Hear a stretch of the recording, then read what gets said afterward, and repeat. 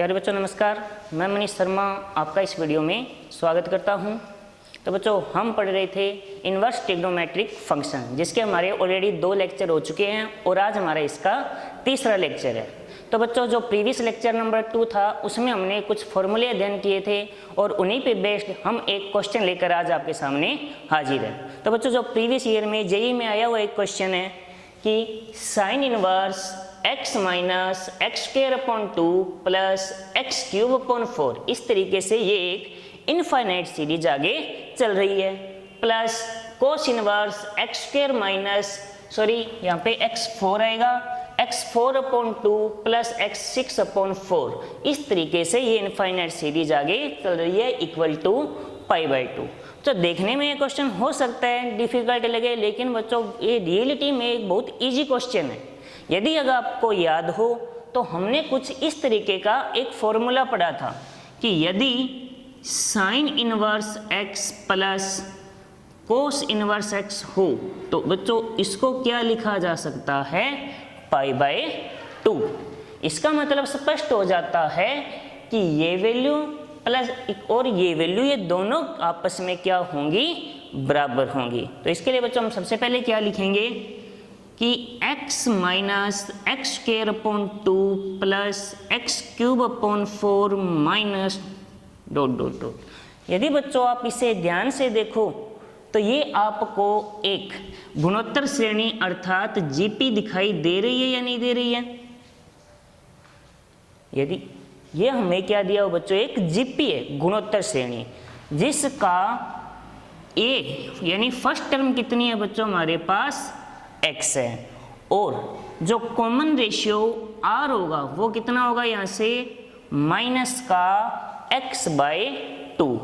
और बच्चों ये आगे इस प्रकार चल रही है तो हम यहाँ से स्पष्ट रूप से बोल सकते हैं कि ये एक इनफाइनाइट सीरीज है, और इनफाइनाइट सीरीज के लिए एसएन निकालने का फॉर्मूला होता है a/1 माइनस r। तो यदि हम यहाँ पर सारे मान रखें तो x/1, तो r यहाँ पे नेगेटिव साइन है, ये ऑलरेडी पहले ही माइनस का है, तो माइनस माइनस प्लस क्या आ जाएगा, x/2। यदि ऊपर नीचे 2 का मल्टीप्लाई कर दिया जाए तो ये बन जाएगा 2x/2 प्लस x। तो ये स्टूडेंट्स हमारे पास इस मान की वैल्यू आ चुकी है। इसी प्रकार अब हम इसे सोल्व करेंगे। तो इसे यदि हम सोल्व करें तो ध्यान से देखेंगे तो ये लिखेंगे एक्स स्क्वायर माइनस एक्स की power 4 divide by 4 plus x raise to the power 6 upon 6 minus dot dot dot. तो ध्यान से देखने पर ये पता चलता है कि ये भी एक जीपी है, और जीपी है तो इसके लिए जो a होगा वो है एक्स स्क्वायर, और जो कॉमन रेशियो r है वो हो जाएगा, बच्चों यहाँ पे थोड़ी सी मिस्टेक हो चुकी है, ये 2 आएगा और यहाँ पे आएगा 4, और ये आएगा माइनस का एक्स स्क्वायर अपॉन 2।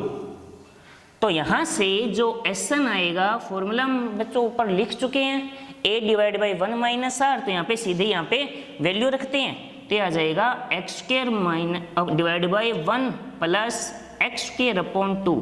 और यदि यहाँ पर भी ऊपर नीचे 2 से मल्टीप्लाई कर दिया जाए तो ये आ जाएगा 2x square divide by 2 plus x square.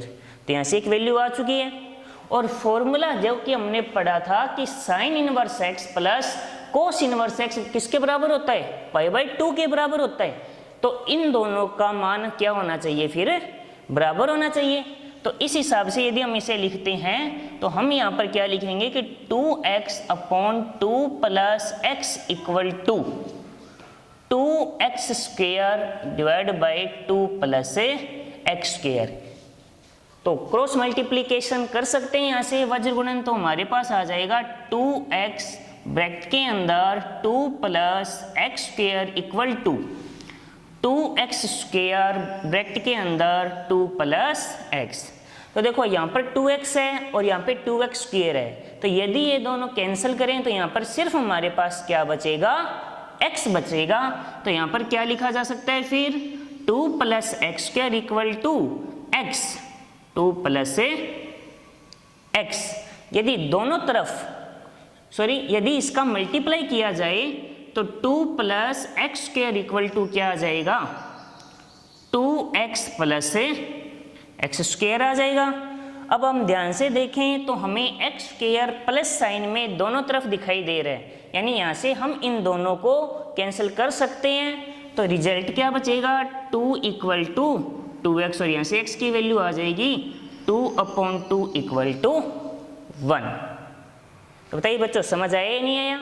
एक बार मैं इसको रिपीट कर देता हूँ। तो बच्चों क्वेश्चन था कि sine inverse x minus x square by 2 plus x cube by 4, इस तरीके से एक सीरीज हमारे पास चल रही है, plus cos inverse x square minus x की पावर 4/2 प्लस एक्स की पावर 6/4, इस तरीके से एक सीरीज आगे चल रही है, और इक्वल दिया हुआ है π/2। तो यहाँ पर देखकर कंफ्यूज हो जाते हैं, लेकिन जब हम π/2 पर नजर डालेंगे तो सारा कंफ्यूजन क्लियर हो जाता है, क्योंकि एक फॉर्मूला बन जाता है कि sine inverse X plus cos inverse X equal to π/2। और बच्चों यदि ये π/2 के इक्वल होगा तो यहाँ से एक चीज़ हम स्पष्ट रूप से जानते हैं कि ये दोनों वैल्यू क्या होनी चाहिए, इक्वल। तो इसके लिए हमने क्या किया, पहले इस अंदर वाली वैल्यू को लिया, इसको लिखा, तो हमें देखने पर पता चल जाता है कि ये क्या है, एक जीपी है जिसकी फर्स्ट टर्म यानी ए की वैल्यू x और जो कॉमन रेशियो आ रहा है वो है माइनस का x/2। तो जो एसएन का फॉर्मूला होता है वो होता है a divide by 1 minus r, यहाँ पे हम वैल्यू रखेंगे तो ये आंसर आ जाएगा। इसी प्रकार एक्स स्क्वायर माइनस एक्स की पावर 4/2 प्लस एक्स की पावर 6/4, इसको ध्यान से देखा तो ये भी एक जीपी है जिसमें a है एक्स स्क्वायर और r है माइनस एक्स स्क्वायर बाई 2।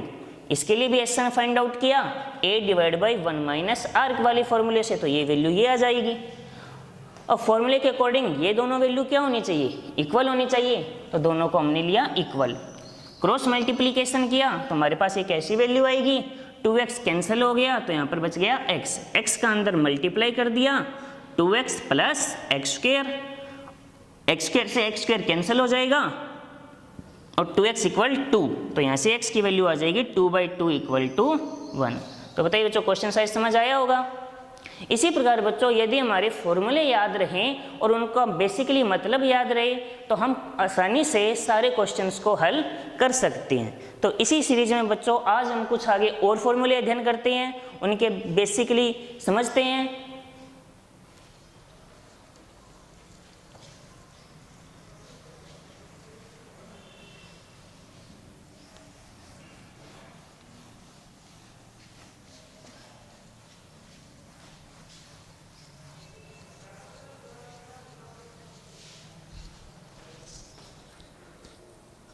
तो आगे बच्चों आज हम आगे और फॉर्मूले का अध्ययन करते हैं।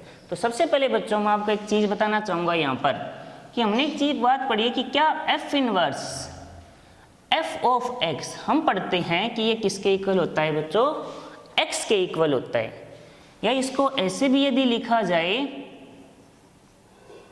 तो भी ये एक्स के इक्वल ही होता है। लेकिन क्या यही बात ट्रिग्नोमेट्रिक फंक्शंस के लिए लागू होती है या नहीं होती है, आज हम इस बारे में पढ़ेंगे। तो इसके लिए बच्चों सबसे पहले हम कुछ फॉर्मूले लिखते हैं। तो यह क्या यह संभव है कि sine inverse sine of x equal to x होगा, क्या ये बात जरूरी है? तो इसको समझने के लिए सबसे पहले हमारा फोकस यहाँ पे रहना चाहिए साइन इनवर्स पे। हम स्पष्ट रूप से जानते हैं कि साइन इनवर्स की जो वैल्यू आएगी वो आएगी -π/2 π/2 के बीच। तो क्या ये बात सभी मानों के लिए लागू होती है? तो ये देखें, तो हम क्या करते हैं x की कुछ वैल्यू लेकर देखते हैं। फर्स्ट मान लो हमने ले लिया x इक्वल टू π/6। यदि मैं ये मान यहाँ रखूँ तो मेरे पास यहाँ पर क्या बनना चाहिए, y equal sine inverse sine π/6। तो ये वैल्यू किसकी होती है, साइन इनवर्स 1/2, और ये मान आ जाएगा बच्चों हमारे पास π/6 जो बिलोंग करता है -π/2 π/2 में।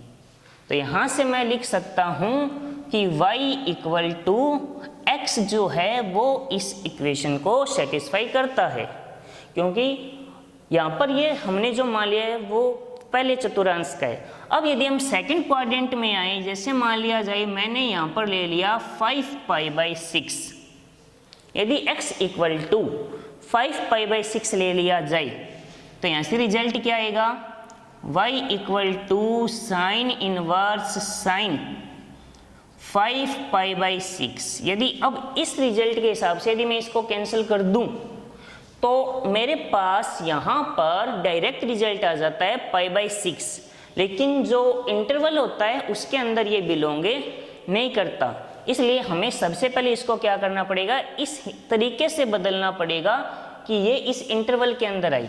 तो इसको यदि हम समझें तो हम क्या करेंगे कि साइन 5π/6 को π-π/6 लिखा जा सकता है या नहीं, सिर्फ इतना देखने की ज़रूरत है कि मैंने क्या किया, यहाँ पर साइन जो 5π/6 है उसको लिखा π-π/6, क्योंकि हम ये जानते हैं सेकंड क्वाड्रेंट में साइन पॉजिटिव ही रहता है। तो यहाँ पर क्या रिजल्ट आ जाएगा, साइन इनवर्स साइन π/6, यानी यहाँ से मेरे पास y की वैल्यू कितनी आ जाएगी, अब π/6। तो यदि x को मैं इससे रिलेटेड करूं तो यहाँ पे देखो क्या इस इक्वेशन को y इक्वल टू π-x के फॉर्म में लिखा जा सकता है या नहीं लिखा जा सकता। क्यों लिखा है, क्योंकि हम एक इक्वेशन बना रहे हैं जो x और y के रिजल्ट को दर्शाती है। x और y के बीच अब यदि हम रिजल्ट देखें तो इस रिजल्ट को ये मान सेटिस्फाई करता है कि यदि y इक्वल टू π-x लिया जाए, x स्टार्टिंग में कितना था हमारे पास 5π/6, तो ये इसे π-π/6 5π/6 ये वैल्यू हमें देगा, यानी ये एक हमारे पास इक्वेशन आ गई। आगे देखते हैं इसको। अब यदि मैं x को थर्ड क्वाड्रेंट में ले जाऊं, थर्ड क्वाड्रेंट का मतलब यदि मैं 7π/6 ले लूं तो ये क्या वैल्यू देनी चाहिए। यदि मैं x को यहाँ पर 7π/6 ले लेता हूं तो ये मेरे को क्या वैल्यू देगा, उसे समझने के लिए y इक्वल टू मैंने लिखा साइन इनवर्स साइन 7π/6। अब यदि मैं सीधा साइन इनवर्स से साइन को हटा दूं तो 7π/6 इस इंटरवल में बिलोंग नहीं करता है। इसका मतलब सबसे पहले मुझे इसको थोड़ा सा चेंज करना होगा। तो इसको मैं क्या लिख सकता हूं, साइन इनवर्स साइन π+π/6 लिखा जा सकता है। π+π/6 थर्ड क्वाड्रेंट में है तो यहाँ पे रहेगा तो साइन, लेकिन अब वैल्यू क्या हो जाएगी अंदर वाली नेगेटिव, तो ये वैल्यू देगा मेरे को साइन इनवर्स माइनस साइन π/6। और कल हमने एक फॉर्मूला पढ़ा था कि साइन इनवर्स माइनस एक्स क्या होता है, माइनस साइन इनवर्स एक्स, तो ये आ जाएगा माइनस बाहर आ जाएगा साइन इनवर्स साइन π/6, तो ये दोनों कैंसिल होकर वैल्यू आ जाएगी हमारे पास -π/6। अब हमें ये देखना है क्या ये इसके लिए इक्वेशन क्या होगी, तो इसको मैं कुछ ऐसी इक्वेशन के थ्रू लिख सकता हूँ क्या, π-x। यदि यहाँ पे मैं x की वैल्यू 7π/6 रखता हूँ तो क्या मेरे पास y का यही मान आएगा, तो एग्जैक्ट है, आप यहाँ पे रख के देख सकते हो। इससे स्पष्ट हो जाता है कि इस क्वाड्रेंट के लिए ये वैल्यू इसको सेटिस्फाई करती है। इसी प्रकार बच्चों लास्ट वैल्यू हम ये लिख के देख लेते हैं 11π/6, जो हमारी फोर्थ क्वाड्रेंट की वैल्यू है। तो ये वैल्यू क्या देगी, y equal to sine inverse sine 11π/6। ध्यान से देखें तो ये इस इंटरवल के अंदर बिलोंग नहीं करता है, तो इसलिए इसको चेंज कर लो एक बार। साइन इनवर्स इसको क्या लिखा जा सकता है, 2π माइनस π/6, और यहाँ पे साइन लिखना मैं भूल गया, साइन 2π माइनस π/6। तो ये वैल्यू क्या आ जाएगी मेरे पास, साइन इनवर्स अंदर आ जाएगा माइनस का साइन π/6। यदि माइनस को बाहर निकाल दिया जाए तो साइन इनवर्स साइन π/6। अब यदि देखें तो ये वैल्यू इस इंटरवल के अंदर बिलोंग करती है, तो अब इसको मैं यहाँ से हटा सकता हूँ। मेरे पास डायरेक्ट रिजल्ट क्या आ जाएगा, तो यहाँ से y की वैल्यू क्या ये है -π/6। तो यहाँ से एक इक्वेशन यदि मैं बनाना चाहूँ तो क्या बना सकते हैं, x - 2π। अब आपके दिमाग में एक बात आएगी कि यहाँ पे मैंने लिखा π-x, यहाँ पे मैंने 2π-x क्यों नहीं लिखा भाई, x - 2π ही क्यों लिया है। तो ये इस मान पे देखो आप कि हमारे पास जो y और x की वैल्यू वो किस तरीके से सेटिस्फाई हो रही हैं। यदि मैं यहाँ पे 2π-x रखता हूँ तो मेरे पास y की वैल्यू +π/6 आती है, लेकिन जो रिजल्ट है वो यहाँ पर क्या है, -π/6 है। इस वजह से यहाँ पे मैंने इक्वेशन बनाई है x - 2π। तो बच्चों अगर हम जब ध्यान से इसको देखते हैं तो कुछ बातें ध्यान रखने वाली ज़रूरी हो जाती है कि जब हम क्वेश्चन करते हैं तो कई बार ऐसा सिंपल सा हमारे बोर्ड के एग्जाम में 1 नंबर का क्वेश्चन आ जाता है कि इसका मान क्या होगा। जैसे ये दे दिया कि sin इनवर्स sin 11π/6, तो विद्यार्थी क्या करते हैं कि डायरेक्टली सीधा इसी को कैंसिल कर देते हैं, आंसर लिख देते हैं π/6। लेकिन जल्दबाजी में ये हमें नहीं बोलना है कि जो हमारा आंसर है वो इसी इंटरवल के अंदर ही बिलोंग करना चाहिए। यदि हमारा आंसर इसी इंटरवल के अंदर बिलोंग करता है तब तो इसको डायरेक्टली हम यहाँ से हटा सकते हैं, अन्यथा इसको डायरेक्टली कैंसिल नहीं करेंगे। सबसे पहले हम क्या करेंगे, अंदर वाले जो एंगल है उसको कुछ इस हिसाब से चेंज करेंगे कि वो इस इंटरवल के अंदर आए, फिर डायरेक्ट आंसर लिखा जाएगा। तो यहाँ से विद्यार्थियों हमने कुछ 4 इक्वेशन बनाई है, इनके ऊपर थोड़ा सा इसके ग्राफ के बारे में एक बार देख लेते हैं, क्योंकि इसकी जो ग्राफिकल अप्रोच है वो इस चीज़ को पूरा सेटिस्फाई कर देगी।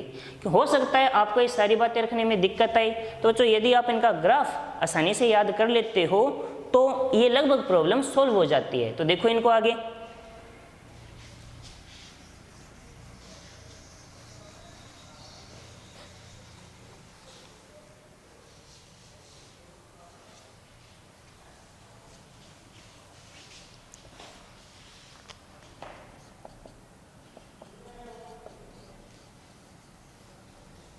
तो यहाँ पे हम क्या करेंगे, अब इन चारों इक्वेशंस को ग्राफ के अंदर दर्शाने की कोशिश करेंगे। तो सबसे पहली लाइन क्या है, y = x।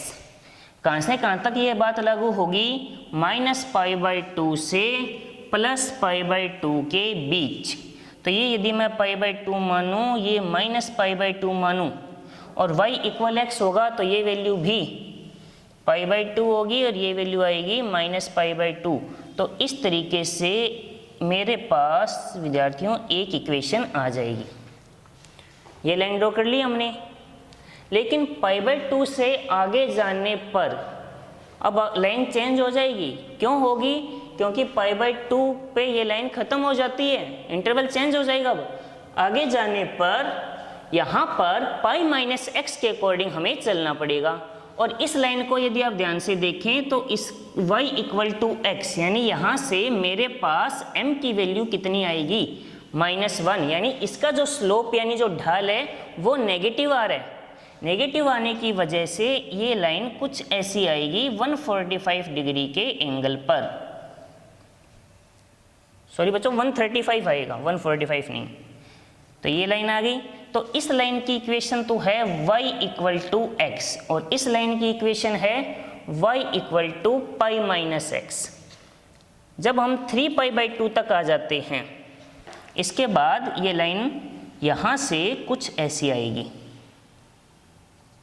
और इस लाइन की इक्वेशन हो जाएगी x - 2π। तो साइन इनवर्स sin x का ग्राफ विद्यार्थियों कुछ ऐसा आता है। कई बार कुछ अलग तरीके का क्वेश्चन आ जाए, जैसे पीछे एक बार जेईई में ऐसा क्वेश्चन आया हुआ है कि साइन इनवर्स sin 5 की वैल्यू कितनी होगी। अब यदि इसको मैं सीधा 5 लिख दूं कैंसिल करें तो ऐसा पॉसिबल नहीं है। इसके लिए हमें क्या करना पड़ेगा, ये ग्राफिकल अप्रोच पे जाना पड़ेगा और ये ग्राफ याद रखना जरूरी हो जाता है। तो सबसे पहले मुझे ये देखना होगा कि जो x की वैल्यू 5 है वो आ कहाँ रही है। यदि ये हमारी x है, ये y है, तो यहाँ पे पाई की वैल्यू अगर आप याद हो तो हम यूज करते हैं 3.14। तो ये है मेरे पास, ये पॉइंट जो है वो है 3.14 और 5 तो इससे बहुत ज़्यादा है। इसका मतलब कि यहाँ पर ये वैल्यू नहीं आएगी, इससे कहीं ना कहीं आगे होगी। और 2 पाई की जो वैल्यू होगी, इसमें 2 का मल्टीप्लाई कर दूँ तो 6.28 हो जाती है, यानी यहाँ पर भी ये एग्जिस्ट नहीं, यानी इन दोनों पॉइंट के बीच में। अब हमें सिर्फ ये देखना होगा कि 3π/2 से पहले है या 3π/2 के बाद में एग्जिस्ट करती है। तो इसको देखने के लिए हम क्या करते हैं, 3π/2 की वैल्यू फाइंड आउट कर लेते हैं। तो 1.57 को यदि मैं मल्टीप्लाई करूं तो अप्रोक्सीमेट वैल्यू मेरे पास आती है 4.71, यानी इससे ज़्यादा है। इससे ज़्यादा होने का मतलब ये वैल्यू इस लाइन पे है, तो इसकी वैल्यू हो जाएगी 5 - 2π। इतनी बात समझ आई बच्चों? आगे हम नेक्स्ट लेक्चर में देखेंगे।